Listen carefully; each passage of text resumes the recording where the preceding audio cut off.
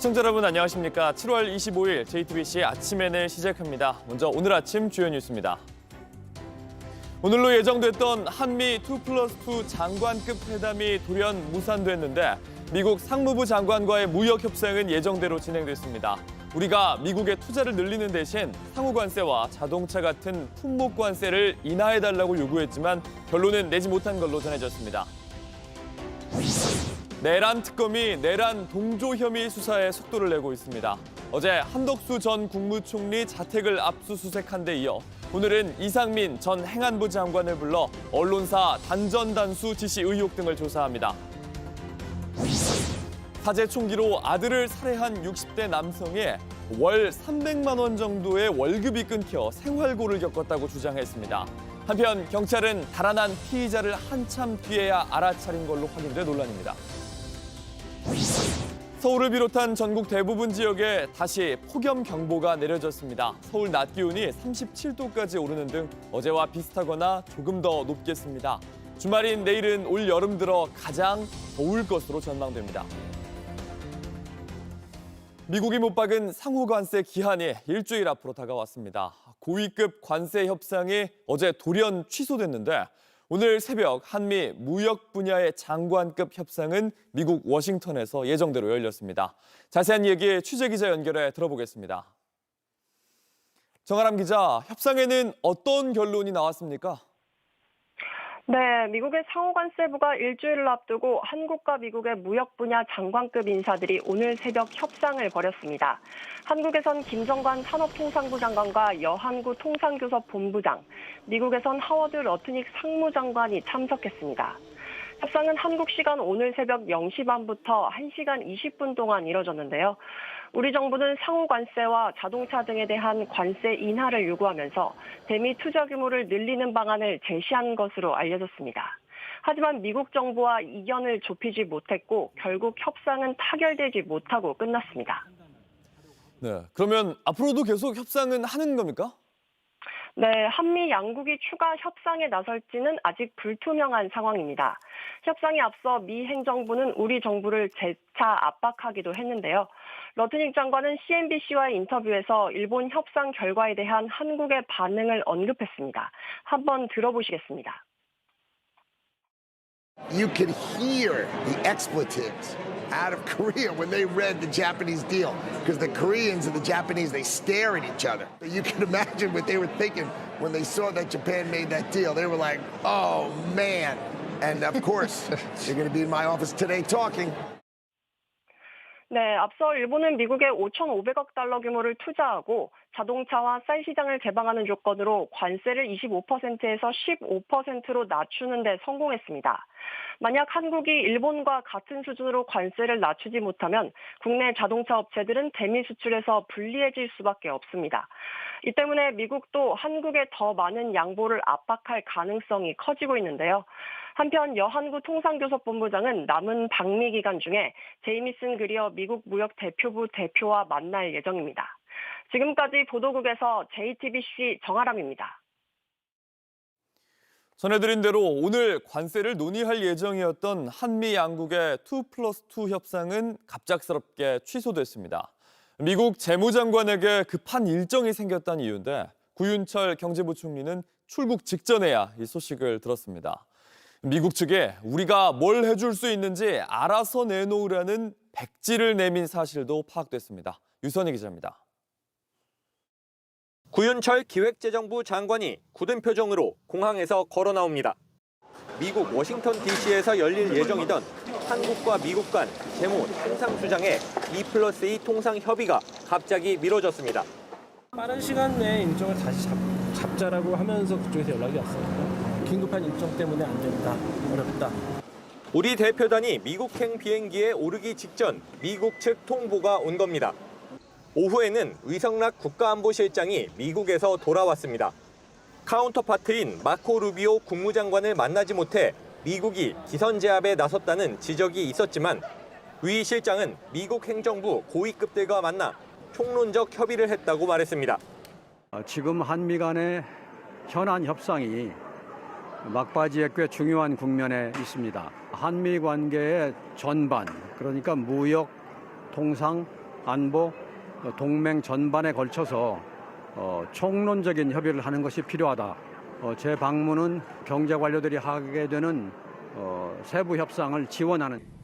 이런 가운데 미국이 우리나라에 관세 협상을 위해 내줄 수 있는 것을 알아서 준비해 오라는 사실상의 백지 답안지를 내민 것으로 JTBC 취재 결과 파악됐습니다.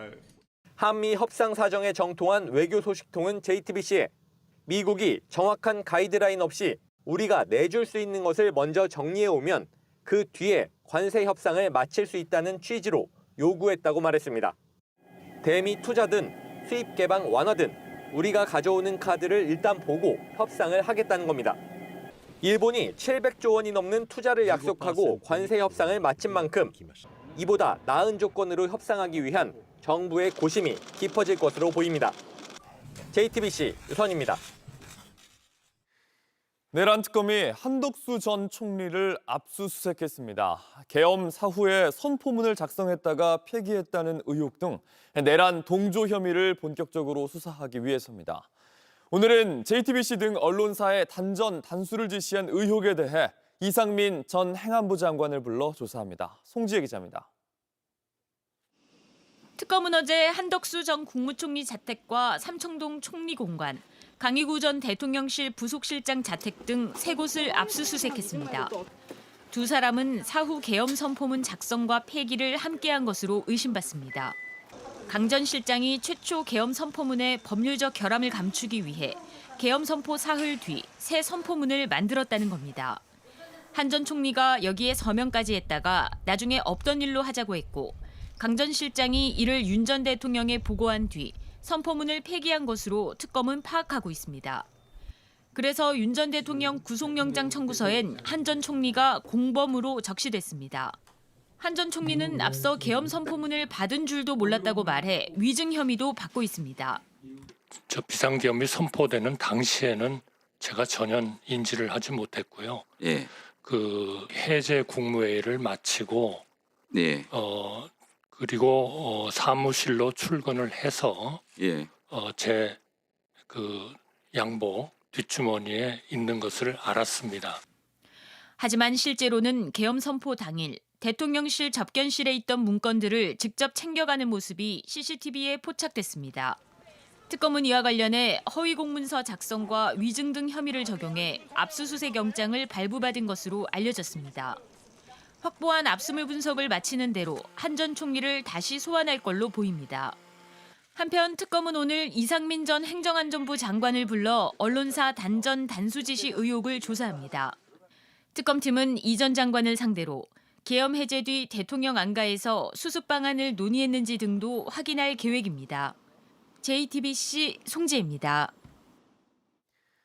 김건희 특검은 김 여사의 최측근 비서들을 한꺼번에 불러 조사합니다. 건진 법사가 휴대폰에 건희2라고 저장하고 인사청탁 문자를 보냈던 정지원 전 대통령실 행정관, 통일교에서 받은 명품 가방을 다른 제품으로 바꾸었던 장본인 유경옥 씨입니다. 양빈현 기자입니다. 다음 달 6일 김건희 여사 소환을 앞두고 문고리로 불리는 최측근 비서진이 차례로 소환됩니다.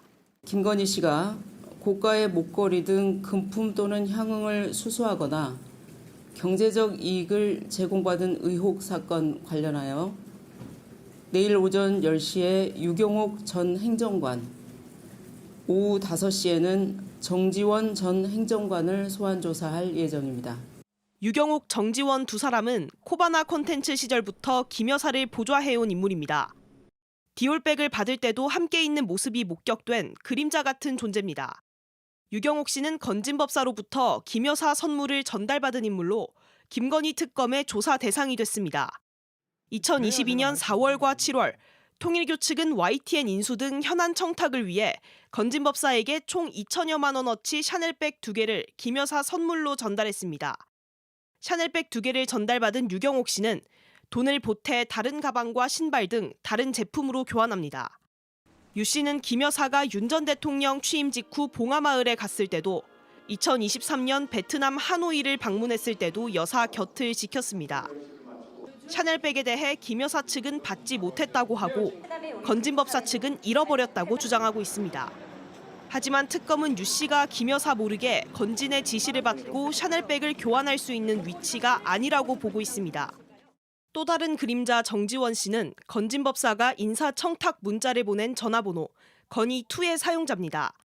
2022년 3, 4월쯤 건진 법사는 건의2라 저장된 번호로 특정 인물을 정부 인사 자리에 추천했습니다. 그러자 건의2로 저장된 정지원 전 행정관은 이력서 보내보시죠라고 답했습니다. 문자가 오간 시점은 대통령직 인수위원회가 출범하고 인사 작업이 본격화된 때입니다. 정 씨가 건진 법사의 인사청탁에 응답까지 한 건데 특검은 이 역시 김 여사의 지시 없이 이루어지기 힘들다고 의심하고 있습니다. 특검은 두 사람을 상대로 다이아 목걸이와 샤넬백 등 금품 수수뿐 아니라 인사청탁 의혹 전반을 조사할 예정입니다. JTBC 양빈현입니다. 온라인에서 화제가 된 뉴스, 화제가 될 뉴스를 골라 전해드립니다. 아침엔 소셜픽입니다. 정부 공직자윤리위원회가 이번 달 고위공직자의 재산 상황을 공개했습니다. 이 중 가장 재산이 많은 건 윤석열 전 대통령입니다. 오늘 공개된 최근 신분이 바뀐 고위공직자 54명의 재산 목록들입니다. 윤석열 전 대통령은 토지와 건물, 예금을 포함해 79억 9,115만 원을 신고했습니다. 4월 4일 파면 시점의 재산을 신고한 건데 2023년 말과 비교하면 5억 원 넘게 늘었습니다. 다만 윤 전 대통령 본인의 재산은 신고액의 8% 정도고 대부분은 배우자 김건희 씨의 재산입니다. 지난 4월에서 5월 사이 고위공직자가 됐거나 퇴직한 공직자가 공개 대상이었는데요. 5월 사퇴한 최상목 전 장관도 45억 1,483만 원을 신고했습니다. 김문수 전 장관은 10억 9,043만 원, 홍준표 전 시장은 42억 6,370만 원을 신고했고 재산은 모두 지난해보다 늘었습니다. 국경을 인접한 두 나라 태국과 캄보디아가 충돌하고 있습니다. 태국에선 민간인 등 최소 12명이 숨졌습니다. 현지 시각 24일 국경 근처의 한 태국 마을, 커다란 폭발음이 계속 이어지고 마을은 혼비백산에 빠졌습니다. 아이들은 도망치고 주민들은 콘크리트 벙커에 몸을 숨겼습니다. ตกใจเหมือนกันก็ไม่อยากให้มันเกิดหรอกจ้ะสงสารทั้งเนาะทั้งคนเฒ่าคนแก่คนพิการกว่าเขาจะมาได้นะมันก็ลำบากมาก 캄보디아의 공격을 받은 태국의 주유소가 불에 탔고 태국은 캄보디아의 무기고를 드론으로 폭격했습니다. F-16 전투기를 동원해 캄보디아 군 기지를 공습하는 장면도 공개됐습니다. ថៃបានបើកការវាយប្រហារទោះអាវុធរហូតដល់ទោះអាវុធចង់ដណ្ដើមទឹកដីកម្ពុជាទាំងកំរោល 태국 측은 캄보디아와의 교전으로 민간인 11명과 군인 1명이 숨지고 30여 명이 부상을 입었다고 밝혔고 캄보디아 측은 아직 사상자를 발표하지 않았습니다. 이 충돌은 양국의 영토 분쟁 지역에서 벌어졌는데 양측은 서로 먼저 공격했다고 주장했습니다. 또 하나의 전쟁이 아시아에서 벌어지는 건 아닌지 우려가 커지고 있습니다. 전설적인 프로레슬러 헐크 호건이 71세로 별세했습니다. WWE의 역사를 만든 최고의 스타 중 한 명이었습니다. Listen to this place explode here! In my book, the greatest professional athlete in the world today! 테리 볼리아, 그의 프로레슬러 이름 헐크 호건입니다. WWE 챔피언십을 6번이나 우승하고 명예의 전당에 오른 헐크 호건, 1980년대 프로레슬링의 전성기를 이끌었는데요. 두 건을 쓴 금발의 프로레슬러가 손을 휘둘러 귀에 대고 이렇게 상의를 찢으면 그야말로 폭발적인 함성이 쏟아졌습니다. 안타까운 소식은 현지 시간 24일에 전해졌습니다. 경찰은 신고를 받고 미국 플로리다주 헐크 호건 자택으로 출동했는데 심장마비로 병원으로 옮겨진 뒤에 결국 숨졌습니다. 지난해엔 트럼프 대통령의 찬조 연설을 하는 등 활발하게 활동하기도 했는데요. 부고를 들은 트럼프 대통령, 가장 큰 마음을 가진 마가였다면서 추모 메시지를 올렸습니다. WWE 또한 대중문화의 아이콘이자 전성기를 이끈 인물이라면서 호건의 가족과 친구, 팬들에게 조의를 표했습니다.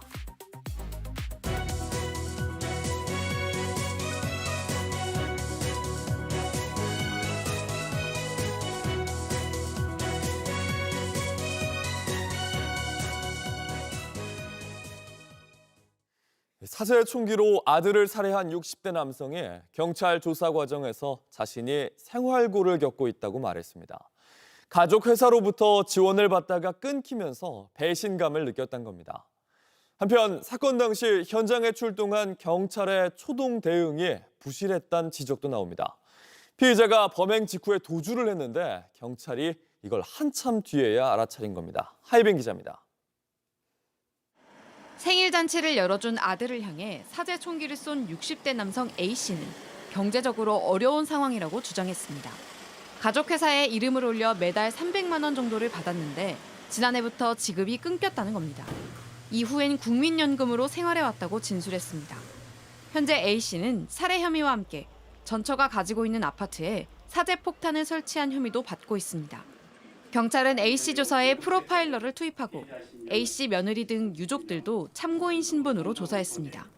A씨는 프로파일러에게 자신이 원래 좋은 사람이라는 취지로 진술한 걸로도 전해집니다. 한편 사건 당시 현장에 출동한 경찰의 초동 대응도 문제가 되고 있습니다. A씨가 유족들 신고 이후 10분 만에 아파트를 빠져나갔는데 경찰이 이를 뒤늦게 파악했다는 겁니다. 실제로 경찰은 최초 신고 이후 약 1시간 50분이 지나서야 CCTV를 통해 A씨 도주 사실을 인지했습니다. 그동안 총에 맞은 피해자는 병원으로 옮겨지지 않은 채 현장에서 방치됐습니다. 경찰은 추가 피해 방지 차원에서 특공대의 투입을 기다렸다는 입장이지만 초동 대응이 부실했다는 지적이 계속되고 있습니다. JTBC 하혜빈입니다. 유급 의대생 8천여 명의 복귀와 관련해서 이들에게 특혜를 주지 말라는 국회 청원에 벌써 6만 명이 넘게 동의했습니다. 이런 가운데 언제 졸업시킬지를 두고도 대학들 간의 의견이 엇갈리면서 예정됐던 정부 발표까지 갑자기 취소됐습니다. 이희정 기자입니다. 교육부는 의대교육 정상화 방안 발표를 느닷없이 취소했습니다. 각 대학들의 논의가 더 필요한 상황이란 건데 의대들 간의 견해차를 좁히지 못한 겁니다. 앞서 대학들은 유급된 의대생 8천여 명에 대한 징계는 유지하되 2학기 복귀는 허용하자는 데 뜻을 모았습니다. 하지만 본과 3, 4학년 학생의 졸업 시기가 쟁점이 됐습니다. 본과 3, 4학년은 각각 2027년과 2026년 5월에 졸업시키고 추가로 실습 기간을 주자는 안이 검토됐습니다. 6년제 과정을 5.5년으로 압축하자는 겁니다. 또 이들에게 의사 국가시험의 기회를 한 번 더 주자는 안도 논의됐습니다. 나름의 고육지책으로 보이지만 특혜란 지적이 나왔습니다. 저는 어차피 수업을 다 듣고 마치는 거다라고 얘기를 하지만 그럼 기존에 들어간 의대생이나 전공의들하고는 그럼 어떤 차별이 있는 건지 잘 모르겠어요. 그 무늬만 유급이지. 이에 40개 의대가 속한 대학 총장 모임단체는 각 대학별로 판단하자는 쪽으로 가닥을 잡았습니다. 한 대학 총장은 학칙과 상황에 따라 자율적으로 할 것 같다고 말했습니다. 2월, 8월 등 졸업 시기가 다를 수 있다는 겁니다. 하지만 본과생 실습 기간을 압축하면 교육의 질이 떨어질 수 있고 이미 복귀한 의대생들과의 갈등도 클 거란 우려도 여전히 나옵니다. 이에 일부 대학이 집단 따돌림 방지 등에 대한 서약서를 받는 것으로 알려졌습니다. 여론은 좋지 않습니다. 의대생과 전공의 복귀 때 특혜를 주지 말라는 취지로 국회 국민동의 청원이 올라왔는데 일주일 만에 벌써 6만여 명이 동의했습니다. 이 사안은 곧 국회 보건복지위원회에서 심사할 예정입니다. JTBC 이희정입니다. 공공기관 56곳의 상임감사 등 120여 명이 지난주에 해외로 출장을 갔습니다.